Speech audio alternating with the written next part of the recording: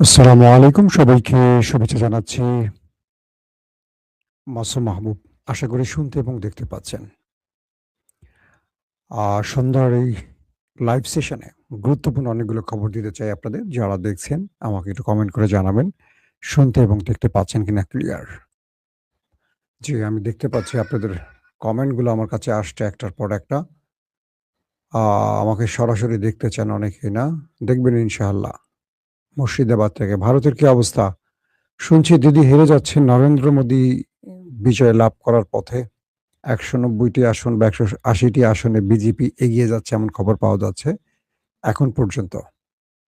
কেরালায় আ কংগ্রেস নেতৃত্বাধীন গ্রুপ বা দল জিতছে। তামিলে ভারতের একজন জনপ্রিয় অভিনেতা বিজয় থালাপতি তার দল এগিয়ে। কিন্তু পশ্চিমবঙ্গে এখন পর্যন্ত বিজেপি এগিয়ে এমন খবর পাওয়া যাচ্ছে। তার মানে বাংলাদেশের জন্য অশনি সংকেত। নরেন্দ্র মোদীর অন্যতম কি বলবো? মানে কলকাতা বা পশ্চিমবঙ্গে যিনি আছেন শুভঙ্কর কি বলে? শুভেন্দ্র। তিনি ঘোষণা দিয়েছেন হাসিনাকে তারা সসম্মানে সেলুট জানিয়ে বাংলাদেশে পাঠাবেন শিগগিরই এবং হাসিনা বাংলাদেশের একমাত্র বৈধ প্রধানমন্ত্রী তিনি দাবি করেছেন। তাহলে তারেক রহমান কি অবৈধ হয়ে গেছে? আমার কাছে ভাল লাগছে বক্তব্যটা শুনে শুভেন্দ্র যে কথাটা বলেছে যে শেখ হাসিনা বাংলাদেশের একমাত্র বৈধ প্রধানমন্ত্রী তাকে তারা বাংলাদেশের সম্মানের সাথে পাঠাবেন। শাহজালাল বিমানবন্দরে তিনি এসে নামবেন। তাহলে তারেক রহমান সঙ্গে, সঙ্গে আবার লন্ডনে চলে যাবেন, পালাবেন। এটা ভালো। কেন ভালো? এই বিএনপি আওয়ামী লীগের সাথে সবচেয়ে বেশি প্রেম করছে। জুলাই সনদ এটা সেটা নিয়ে যা চলছে, আমার মনে হয় যে বিএনপির কপালে বড় একটা দুঃখ আছে। বাংলাদেশে প্রতিটা দুঃখ আসে বিএনপির হাত ধরে। সেটা 111 বলেন বিএনপির হাত ধরে, আরো যতগুলো দুঃখ বিএনপির হাত ধরেই আসে। আবার বিএনপি লম্বা সময় মাশুল দেয়। তারপর আমরা মনে করি বিএনপি শুধরে গেছে, আবার বিএনপি ক্ষমতায় বসে। কিন্তু ক্ষমতায় বসার পরে দেখা যাচ্ছে না, আগের চেয়ে আরো বেশি খারাপ হয়।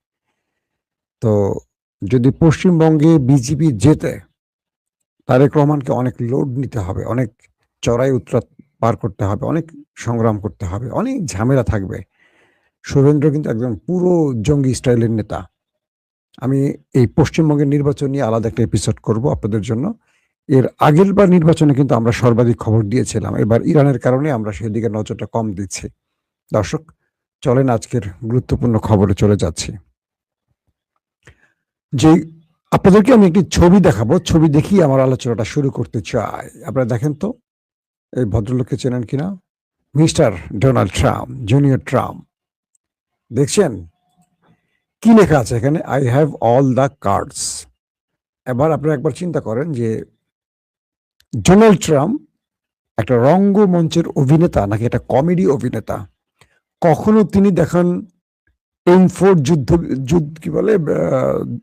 বন্দুক হাতে নিয়ে M4 খুব আধুনিক একটি যুদ্ধ কৌশলের জন্য এই আ বন্দুকটি ব্যবহার করা হয়। কখনো দেখাচ্ছে ইরানের বিভিন্ন জায়গায় বোমা হামলা হচ্ছে, তিনি সামনে M4 রাইফেল হাতে দাঁড়িয়ে আছেন।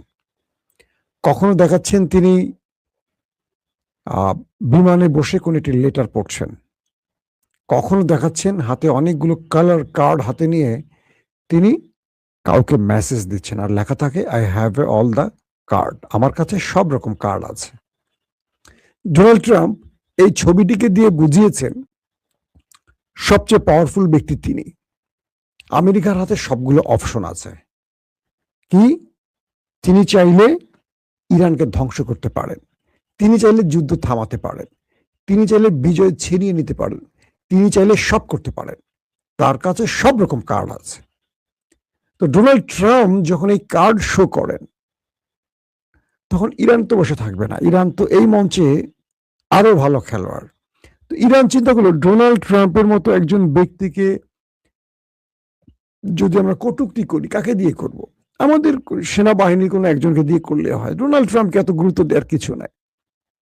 তারা কি করলো? তারা আমাদের সেই ইব্রাহিম, আমাদের সুপার হিরো ইব্রাহিমকে প্রেজেন্ট করে দিল। স্ক্রিনে দেখতে পাচ্ছেন? ইব্রাহিম ওই যে এটা কি অনু নাকি বলে আমার বাচ্চা খেলে, এটা আমার বাচ্চা পারে, খেলাটা আমি পারি না। তো ইরানের এই সামরিক মুখপাত্র ইব্রাহিম, তিনি এই ছবিটি আবার শো করছেন। এখানে কয়টা কার্ড? ডোনাল্ড ট্রাম্পের কাছে কয়টা কার্ড দেখলেন? আবার দেখেন। 1, 2, 3, 4, 5টা। অর্থাৎ ড্রাম বলছেন বা টেম্পো বলছেন তার কাছে সব কার্ড আছে, সব কার্ড। ইরানকে পরাজিত করে বিজয় ছিনিয়ে নেওয়ার জন্য সব কার্ড আছে। আর ইরান বলছে আমার কাছে সব কার্ড লাগে না, আমার কাছে 4টা কার্ড আছে, 4টা।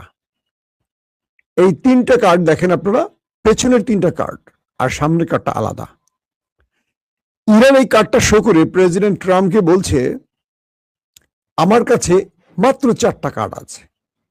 এই 3টা কার্ড আমেরিকাকে ধ্বংস করার জন্য, আর একটি কার্ড স্কিপ কার্ড। সামনে যে কার্ডটা দেখছেন এটা হলো স্কিপ কার্ড। এই স্কিপ কার্ড দিয়ে ট্রাম্পকে যে কোনো পরিকল্পনা থেকে, মানে ট্রাম্পকে ওভার ট্রাম্প দেওয়ার কার্ড এটা। অর্থাৎ আমেরিকার প্রেসিডেন্ট যখন কার্ড শো করেন তখন ইরান থেকে সেনাবাহিনীর মুখপাত্র ইব্রাহিমকে এই কার্ড হাতে ছবি ছাড়তে হয়। খেলাটা কোন লেভেলে চলে গেছে দেখেন, এটা কিন্তু বানানো না, এটা হচ্ছে খেলা। তো ট্রাম্প দেখাচ্ছেন একটা কার্ড, আর সঙ্গে সঙ্গে ট্রাম্পের কার্ডটা দেখেন, আর সঙ্গে সঙ্গে ইরানও সেখানে তাদের কার্ড শো করছে। তো ইরান বলছে ট্রাম্পকে যে আমাদের হাতে যে 4টা কার্ড এর মধ্যে 3টা কার্ড আমরা রেখেছি, এই 3টা কার্ড আমেরিকাকে এই যুদ্ধে পরাজিত করার জন্য আমরা ব্যবহার করব, আর একটি কার্ড আমরা জমা রেখেছি স্কিপ। সেটা কি? সেটা হলো যুদ্ধে নয়।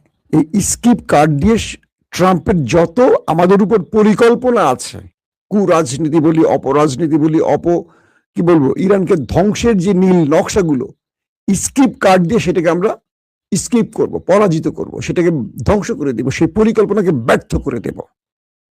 ক্লিয়ার? আবারও বলছি, ইরান আমেরিকার মতো অনেকগুলো কার্ড শো করেনি, বলছে আমাদের কাছে মাত্র 4টা কার্ড। এই 4টা কার্ড তোমাদের চেয়ে শক্তিশালী, এর মধ্যে 3টা কার্ড রেখেছি তোমাদেরকে মোকাবেলা করার জন্য। তোমাদের আক্রমণ বা তোমাদের যে কোনো আক্রমণ আসবে, বা যুদ্ধক্ষেত্রে হরমুজে বলো, যেখানে বলো, তোমাদের কমান্ডো মেরিনদের আমরা পরাজিত করবো 3টা কার্ড দিয়ে। মানে এই 3টা কার্ড তোমাদেরকে আমরা দিব, তোমার সকল কার্ডকে ম্লান করে দিবে আমার মাত্র 3টা কার্ড। ইরান বলছে যে তোমার সকল পরিকল্পনাকে ব্যর্থ করার জন্য ইরানের হাতে মাত্র 3টা কার্ড রেখেছি আমরা, সব কার্ড লাগবে না, এতগুলো কার্ড আমার লাগবে না, 3টা কার্ড।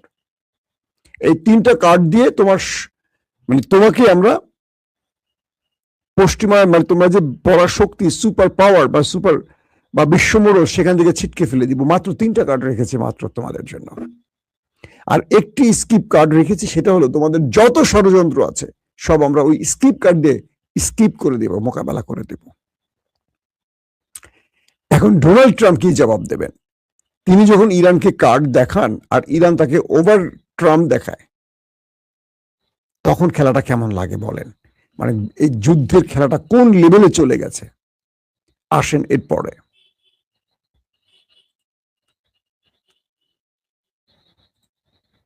আমেরিকা সবচেয়ে বড় ধরাটা খেলো কোথায়?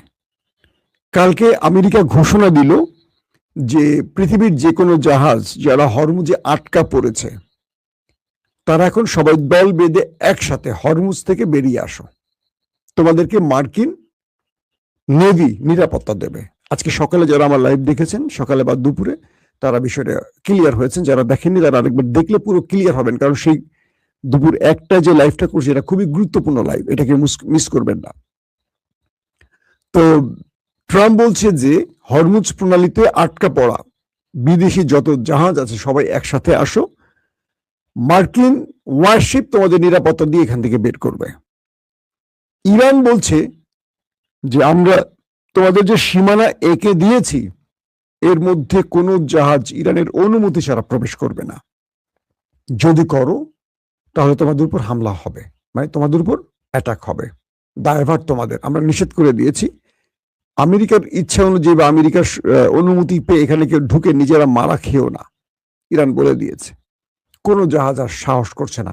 আমেরিকা বলছে যে তোমাকে নির্ভয়ে আসো, নির্ভয়ে আসো, আমি তোমাকে পাহারা দিব, কেউ ডরে আসতেছে না। ইরান বলছে আসলে কিন্তু আমি অ্যাটাক করব। এর মধ্যে মার্কিন একটি জাহাজ হরমুজে ঢুকে পড়েছে। ইরান সেই জাহাজটিকে সিগন্যাল দিয়েছে, প্রথম আউট, যায়নি, আবার সিগন্যাল দিয়েছে আউট, যায়নি, আবার বলছে তুমি হরমুজ ত্যাগ করো নতুবা অ্যাটাক করবো, সেই জাহাজটি যায়নি।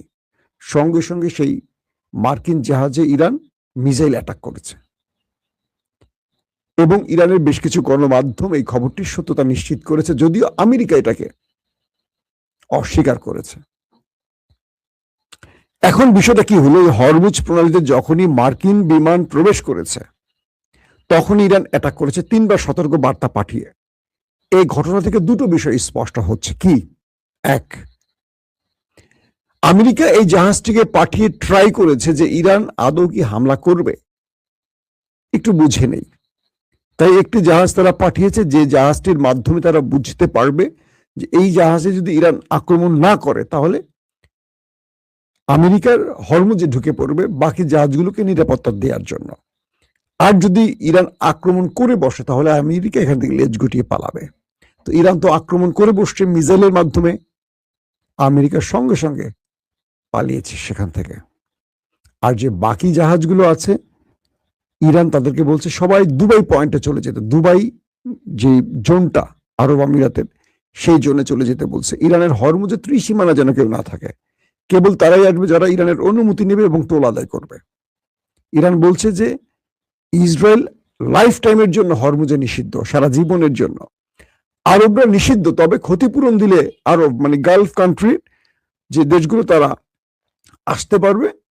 200-250 বিলিয়ন বা 250-300 বিলিয়ন ডলার যেটা ইরানের এই যুদ্ধে ক্ষতি করেছে আমেরিকা বা গালফ কান্ট্রি, সেই ক্ষতি পোষালি তারা আসতে দেবে। তো এই পরিস্থিতির মধ্যে এখন এমন একটি অবস্থা তৈরি হয়েছে, ইরান আমেরিকা যে কোনো সময় বড় যুদ্ধের আভাস মিলছে।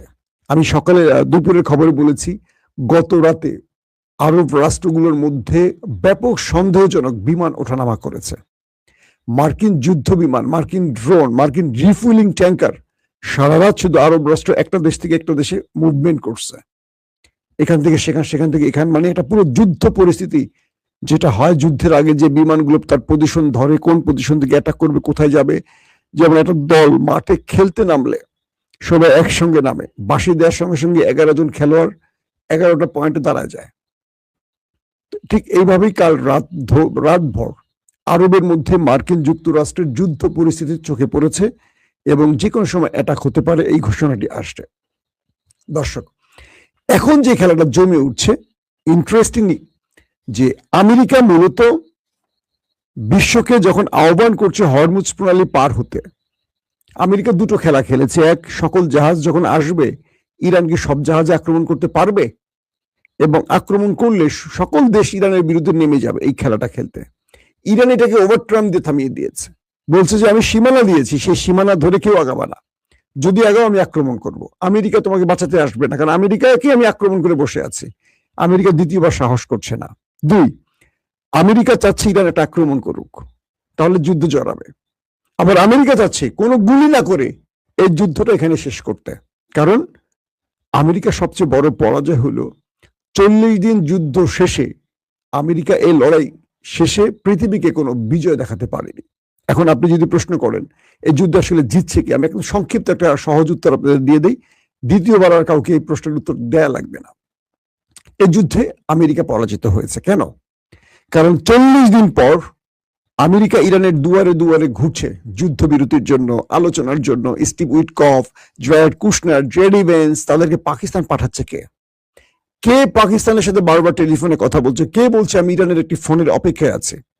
অথচ দেখেন, প্রথম আলোচনা ব্যর্থর পর ইরানের পররাষ্ট্রমন্ত্রী আব্বাস আরাকচি পাকিস্তান সফরের সঙ্গে সঙ্গে জেরার্ড কুশনার এবং কি বলে স্টিভ উইটকফ তারা বিমানে উঠছেন যে পাকিস্তানে যাবেন। যে পাকিস্তানের প্রধানমন্ত্রী শুনছেন যে তারা বিমানে উঠছেন, যে পাকিস্তানে আসছেন, তিনি চলে গেছেন ওমানে, আবার তারা বিমান থেকে নেমে গেছেন। অর্থাৎ পাকিস্তান বলছে যে আমরা কি বলে, ইরানের পররাষ্ট্রমন্ত্রী বলছেন যে আমরা ইরানের সাথে আর বসতে রাজি না, আমরা প্রস্তাব দিয়ে দিয়েছি, প্রস্তাবে যদি ট্রাম্প রাজি থাকে তাহলে আমরা আলোচনা করব, আগে আমাদেরকে এখানে সময় নষ্ট করার সময় নেই। আবার যখন তিনি আসছেন পাকিস্তান ওমান থেকে, আবারও যে ডিফেন্সরা রেডি হয়েছেন আসবেন, তিনি আবার চলে গেছেন রাশিয়াতে। তার মানে প্রথম পয়েন্ট বললাম যে আমেরিকা ইরানের পেছনে ঘুরছে, নাম্বার 1। নাম্বার 2, যদি আমেরিকা ইরানকে ধ্বংস করার ক্ষমতা রাখতই, এতদিন ধরে ট্রাম্প কখনো এই কার্ড, কখনো ওই কার্ড, কখনো বন্দুক হাতে, কখনো এইটা ওইটা বলতো না, আক্রমণ করে বসতো। কেন আমেরিকা এখন পর্যন্ত আক্রমণ করছে না? ট্রাম্প চাচ্ছে তার মিত্রদের যুদ্ধে টেনে আনতে, ইউরোপ বা ন্যাটোকে টেনে আনতে। যতদিন তারা না আসবে ট্রাম্প একা আর সাহস করবে না, কারণ প্রথম 40 দিন ট্রাম্পের শিক্ষা হয়ে গেছে। এখন তারা চাচ্ছে ইরানকে বিশ্বের সাথে লাগিয়ে দিতে, এমন কিছু কাজ করবে, ফলস ফ্ল্যাগ অপারেশন করবে, এমন অকাণ্ড করবে যেটার কারণে বিশ্বের বিভিন্ন দেশ ইরানের বিরুদ্ধে যুদ্ধে জড়িয়ে পড়তে পারে। তো এই সুযোগটি তারা কাজে লাগাতে পারছে না, কারণ ইরান এখানে খুব সতর্ক পদক্ষেপ ফেলছে। এই সতর্ক পদক্ষেপের জন্য এখানেও আমেরিকা সুবিধা করতে পারছে না। 3 নম্বর পরাজয়ের আরেকটি কারণ বলে দেই, এখন পর্যন্ত ইরানের কাছে প্রস্তাব চাচ্ছে, ইরান প্রস্তাব দিচ্ছে, আমেরিকা রাজি না হলেও আমেরিকাই কিন্তু বারবারই বলছে, আমেরিকা বারবার এখানে সেনা আনছে, এটা করছে ওটা করছে, কিন্তু আমেরিকা এখন পর্যন্ত ইরানের সাহস করে অ্যাটাক করছে না। ইরান হরমুজ প্রণালী আটকে রাখলেও হরমুজের ত্রিসীমানায় এখন আমেরিকার ওয়ারশিপ ঢোকে দূর, প্রায় 20, 40, 50 কিলোমিটার দূরে বসে আছে, কিন্তু এখন ঢোকার সাহস করছে না। কারণ কি? তারা বুঝছে যে এখানে ঢুকলে হয়তো ফিরতে পারবে না। ইরান আগের ইরান না, এটা খামেনির ইরান না, এটা মুস্তাফা খামেনির ইরান, যিনি মানে ধৈর্যের চেয়ে অ্যাটাককে বেশি পছন্দ করেন। খামেনি তো একটু বয়স্ক ছিলেন, আক্রমণটা একটু ধীরে সুস্থে বুঝে শুনে করতেন, কিন্তু মুস্তাফা খামেনি তিনি তার পুরো পরিবার হারিয়েছেন, পুরো সেনাবাহিনীর মধ্যে গুরুত্বপূর্ণ ব্যক্তিদের হারিয়েছেন। তিনি এখন বলছেন যে ওদের জবাব আর ধৈর্য দিয়ে নয়, ওদেরকে পাল্টা আঘাত দিয়ে জবাব দিতে হয়। তো এই পরিস্থিতির মধ্যে সবচেয়ে ইন্টারেস্টিং ব্যাপার হলো আমেরিকা এখন পর্যন্ত ইরানের পেছনে ছুটছে, আর ইরান তাকে বৃদ্ধাঙ্গুলি দেখায়া, যে হয় না যে মাংস টুকরো দেখায়া ঘোরায়, ইরান তাকে রান দেখায় এখন ঘোরাচ্ছে। শেষ পর্যন্ত আজকালকের মধ্যে বড় কোনো অপারেশন ঘটতে পারে এমন আশঙ্কাও কিন্তু আছে, এটাকে আমরা উড়িয়ে দিচ্ছি না। প্রত্যেকে ভালো থাকবেন। আল্লাহ হাফেজ।